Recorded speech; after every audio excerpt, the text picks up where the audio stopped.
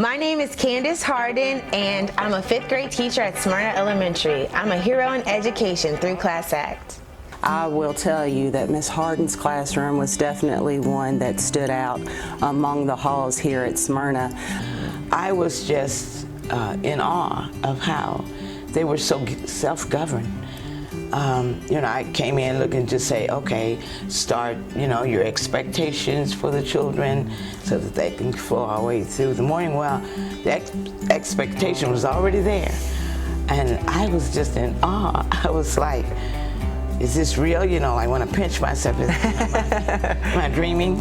And she is very good at getting people up and moving and excited. And, before I worked with Candice, I was kind of like, okay, let's sit down and do this. And so now we do a lot more chants and cheers and fun stuff, and we move and we get inventive with our learning. She helps me and has been not just a teacher to the students, but to the teachers as well.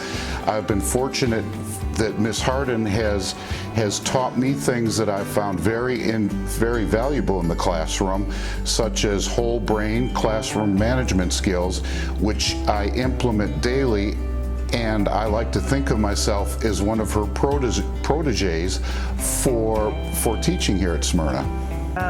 Last year I was having a rough time with my class in terms of classroom management, and I found out they were just bored and disengaged, and so I came to Candice's room to observe her and saw what she was doing with whole brain teaching, and her kids were excited and they were happy to be there and they were participating and they seemed like they were having fun and she was having fun, and I love music and dancing, and so working the chants and cheers and all of the hand signals and stuff into my classroom has really helped my students be more engaged. It's made it a more fun day for me. It's more enjoyable for me when it's more enjoyable for the kids, and so she's basically changed the entire way that I have looked at classroom management through whole brain teaching. And she doesn't accept anything but the best. If it's their turn to speak and they are slouching and they don't stand up and they don't project their voice, it's not acceptable. They must stand up, they must project themselves, and the rest of their classmates hold them to that same level of accountability. And that's what's really incredible. When they start to monitor, when peers start to kind of hold peers accountable, it's just unbelievable what students can really accomplish. So when she saw our school in a state of need, when she saw our school in a state of struggle, she went to the Ron Clark Academy and she brought back the things that she learned there at the Ron Clark Academy and she brought it to Smyrna, which really helped Smyrna Elementary kind of unify together. We're all on teams. The kids love the teams.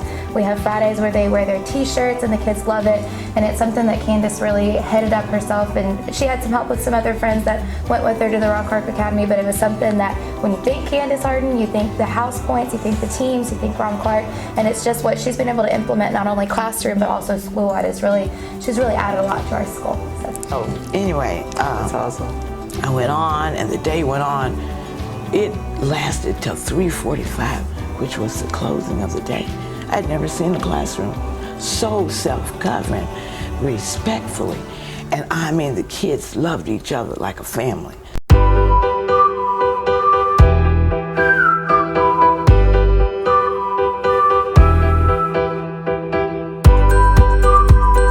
Candice, thank you so much for meeting with us this morning, even so early in the morning. No problem. And we are honored to have you here as our hero of education, and we'll be honoring you, of course, in the month of September.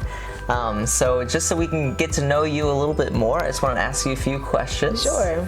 And to start, what at first got you interested in teaching? Actually, I was not initially interested in teaching. I wanted to be an orthodontist, and I went. It's a bit different. Yes, quite a bit different. And I went to Spelman College as a biology major. But while I was there, we were required to do 12 hours of community service per school year, and it had to be at a local underperforming elementary school. So when I went to the elementary school and started volunteering with the children, I realized I had a gift. So I ended up doing way more than my 12 hours. I was really excited about teaching the children different ways to remember things they were learning in class, and I just fell in love with teaching.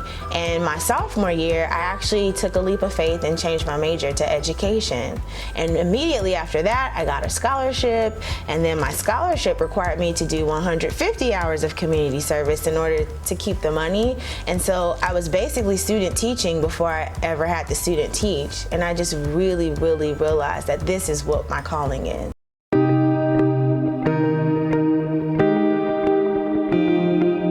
My parents are physicians, so I've always been around excellence. Like, I know what that looks like, I know what that feels like, I know what it's like to work hard. So that was ingrained in me in an early age. And then when I went to Spelman College in Atlanta, Georgia, I learned who I was. So I make it a point to teach my children who they are, because Spelman helped me understand my identity. And so then when I went to Michigan State University for grad school, I was able to really see student teaching in action. They had a project at MSU where I was able to be a mentor to student teachers in Chicago. So they had an urban initiative program where undergrads were placed in the Chicago public school system, so I was able to go there and work with them, and that developed my cultural sensitivity. Like, I understand what it's like to come from different pockets of a community and have to show up to school and still learn. So being able to understand the background of your children helps you be a more effective educator, because you're more culturally aware of things that are going on in their lives, because sometimes there's microaggressive things that people do that they're unaware of. And actually here at Smyrna, I'm able to serve as the lead for the Cultural Competency Committee and share this knowledge with other educators so that we can be, as a school, more effective for our children. And even from there, I had the opportunity to travel to Cape Town, South Africa, and teach in a 4th grade classroom. So not only am I learning about these things from books and other student teachers, but like, I'm immersed in a whole nother culture. So now I know what it feels like to be the minority, and have to have a language barrier, you know, just different things that our children face. And it helps me to be more empathetic as an educator. And that experience just in general was life-changing, because I was able to understand like the history like of apartheid and segregation in a community, and turn that around and breed more unity within the community that I'm in, because I know what it looks like to be segregated. And also, I had an opportunity to visit the Ron Clark Academy in Atlanta, Georgia.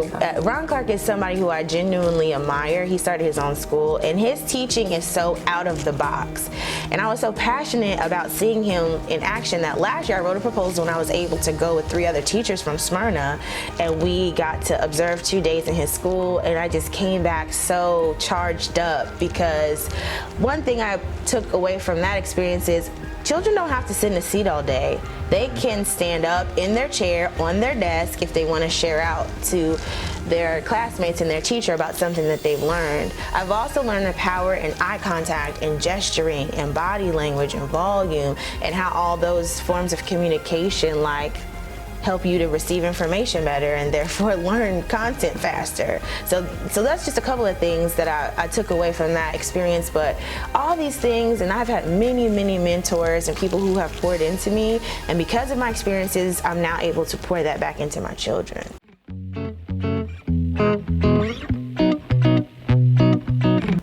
I feel like anybody who's really great at something, they study their craft. So I read a lot, I watch a lot of videos online of other teachers, and I've attended many, many conferences. I also have several mentors who have poured into me, and all these things have come together to develop my teaching style. So I take bits and pieces of what I see, and then I make it my own. So the first thing I have to instill in my children when I receive them is confidence, because my kids come to me rather broken. So that's the platform for them to be able to receive my instruction, is for them to actually believe in themselves.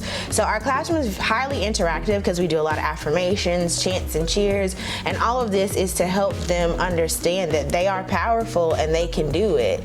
So that's the initial hook. And once I get that instilled in them, then they start to really take it as their own, and then they want to show off. So when visitors come to our classroom, they want to show them how great they are, and that translates to, wow, your class is so disciplined. But it's really a belief system. Like, the self-fulfilling prophecy is real. It's like, I want them to see what I see, and then they internalize that for themselves, and that really impacts their academic achievement too. Yes, like, I believe in developing the whole child, but at the beginning of the year, it starts with like identity. You have to know who you are for me to be able to teach you, and you have to know that I even care enough to help develop that in you. Actually, the first day of school, our first writing entry, I put 2 words on the board, and it's just simply, you matter. And then I just let them think, what does this really mean? And we have this whole class conversation about the fact that, like, I see them. I want to get to know them on a more personal level beyond just, you know, the basics of the instruction that I teach, and that really helps me to penetrate the boundaries they might have up, or the guards they come in my classroom with, and then I'm able to better teach them.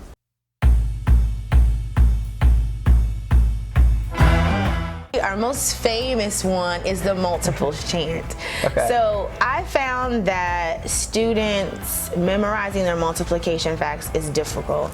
Multiplication in 5th grade is, in really any grade, well, the higher grades, is the foundation for all other types of math. So I just decided, you know what, I'm gonna put this to a song. Smyrna, walk at Smyrna, good as gold. Let me see those fingers roll. Let me hear your twos. 2, 4, 6, 8, 10, 12, 14, 16, 18, 20, 22, 24. Let me hear your threes. 3, 6, 9, 12, 15, 18, 21, 24, 27, 30, 33, 36. We're going to college. COLLEGE, college. That's me.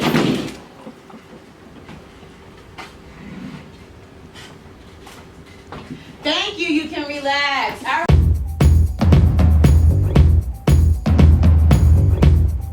I think it's critical to help students understand that they are powerful. A lot of children don't even recognize the power that's within them, and if I can help them realize that about themselves, then they start to perform to higher heights than they ever knew were possible. So we do a lot of activities that build up their self-esteem, and we explore, like, what are your gifts? What are you really great at? And then we take that and we use it in the classroom. For an example, I have student leaders all the time. There is a shift that happens in my classroom before Christmas break, I would say, where I'm not up in the front teaching all the material. The students are actually teaching each other, but these are on review days. So, like, I'll introduce a topic, and then I have a student teacher leader continue to teach furthermore. So they have an opportunity to allow their talents to be shown. We've had artists decorate things for our classroom. I have a meteorologist, like people who are really into just science and weather. They'll come and report out, you know, what's going on in our community, not even just climate and weather, but just happenings in the Louisville area and happenings in the world. So it's just different experiences like this where students have an opportunity to shine that really hooks them and allows them to leverage from that in their schoolwork, because now they believe in themselves. I've had some really challenging students in the past, and the way that I get to them is I make them a leader. So I've had a student in the past that had a lot of energy, and I made him my drummer. So perfect. Yeah, so he had a lot of energy that was being channeled in the wrong direction. So I said, all right, for all our chants and cheers, here's a drum. So you gotta pay attention, but you also have to be ready on the drums so that you can know when to come in. And when I say that eliminated all misbehavior, it's really amazing. Wow. Yeah, so it's really like, and that comes from knowing your children. So if you know them, then you know what angles to approach them to help kind of, you know, shift them in different directions that are going to be more positive. Yeah.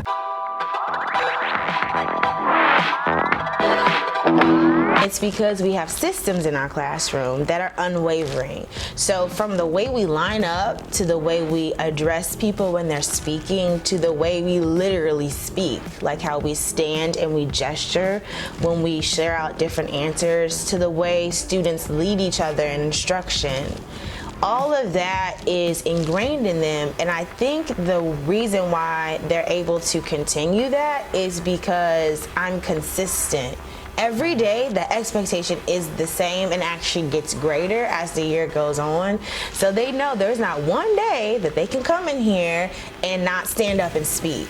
There's not one day they can come in here and not use their talk moves, which is how we communicate with each other without having to say a whole lot at all, because it just really helps to have a seamless classroom when you have certain systems in place.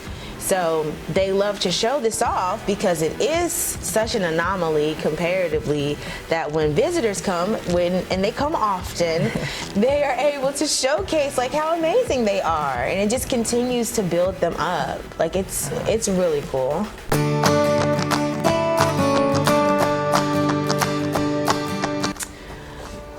Well, one of the biggest challenges I find is because our school district is so culturally diverse, sometimes it's difficult to pull instructional materials that represent the students that sit before me.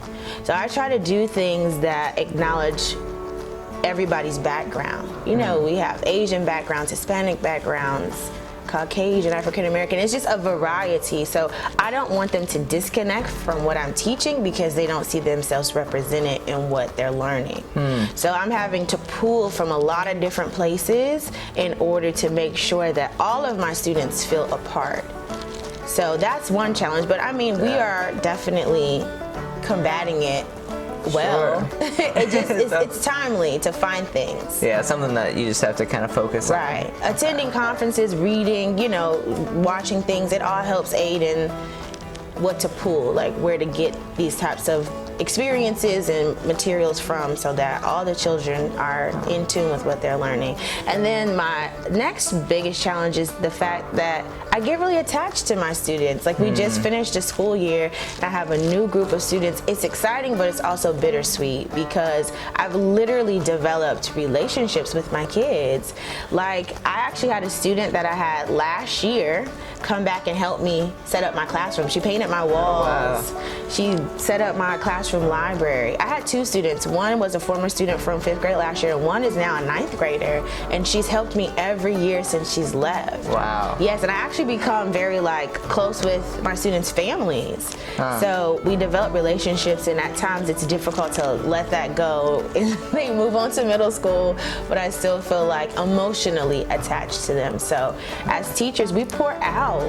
And our strings get attached to these kids. So starting over, you know, it's beautiful, but it's also difficult at times. Yeah, but I think that speaks to just, I mean, building those relationships with those kids is so big and so important to them, I'm sure. Right. So.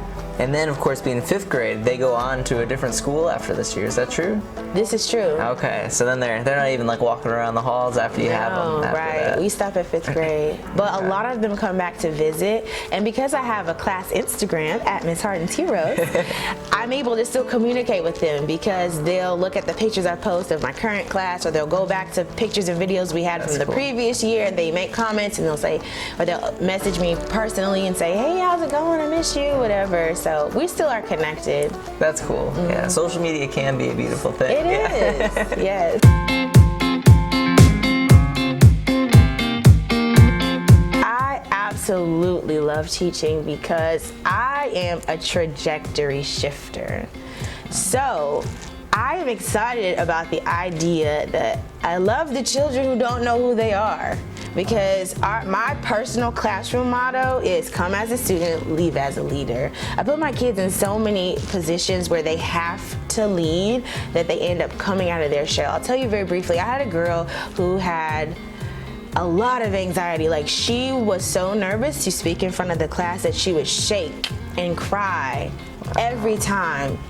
And because of the girls group that I had, because it took a more intimate setting to kind of bring her out, and just our systems and the way we do things in class, by the end of the year, she was like teaching lessons with me. And I feel like you know, for that time in her life, perhaps if we had never had a school year together, maybe she wouldn't have brought that out of herself as quickly. So like just the idea that through the gift that I've been given, I'm able to shift people's life paths for the better, like that excites me thoroughly. Like I'm really blessed to have that opportunity to impact students' lives on that level. I think it's amazing.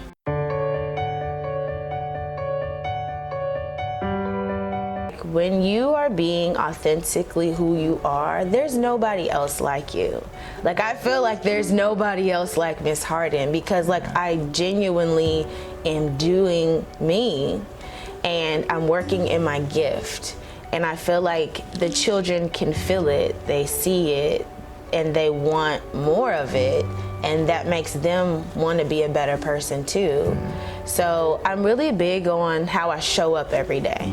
Like I think that's important, to show up the same. Like there are so many different things happening in children's lives. They need a consistent force somewhere. So I make sure that I show up the same. I actually pray with my children in the morning. Yeah? Yes, and we uplift different people's challenges in life. Like I've had a mom who's getting ready to get surgery. I've had kids pray for their baseball games. I've had kids pray for their tests. And when the prayers are answered, we have a good news bell, and they ding the bell and they say, I won my baseball game, or my mom's recovery was great.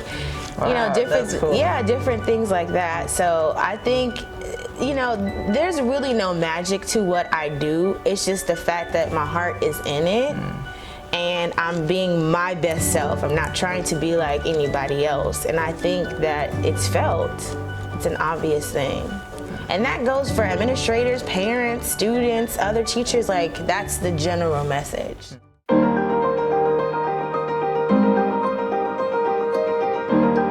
Just keep the emails coming and let us know about different things that allow you to stand out from other credit unions, so we can get more members. Sure, to absolutely. Come to your organization, yes. That'd be great, and join the Class Act family. Yes. Very good.